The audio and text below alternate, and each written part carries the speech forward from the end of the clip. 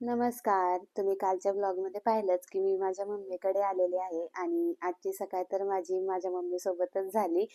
सकाळी उठले, घर वगैरे आवरलं आणि हे सगळं कामं मी आजच करत होते इकडं आल्यानंतर. म्हणजे लग्न जसं झालंय तसं मी इकडं आल्यावर काम करते. नाहीतर लग्नाआधी ना मी खूप आळशी होते आणि नेहमी मम्मीच माझं सगळं काम करायची. नेहमी मला मम्मीच सगळ्या गोष्टी आणून द्यायची आणि खूप हट्ट वगैरे केलेला आहे मी माझ्या मम्मीकडे.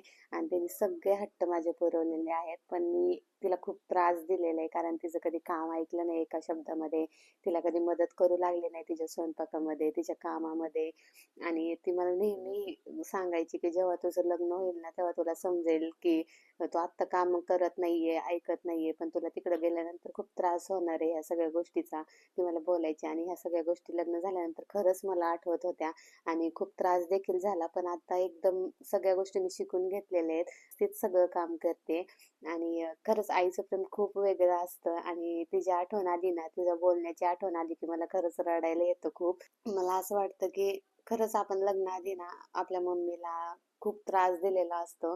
मुलींनी तर दिलेलाच असतो, मुलांनी पण दिलेला असतो. मुली माझ्या बोलण्याशी रिलेट करतीलच, की सासरी गेल्यानंतर मुलींना जास्त गोष्टी आठवतात. जेव्हा आपली मम्मी काय बोलत असते, आपल्याला काय सांगत असते, आपण ऐकत नाही आणि काम वगैरे करू लागत नाही तिला. आणि ह्या सगळ्या गोष्टी मुलींना लग्नानंतर आठवतातच आणि मला देखील आठवल्या. असा होता आजचा माझा दिवस. भेटूया पुढच्या ब्लॉगमध्ये. बाय.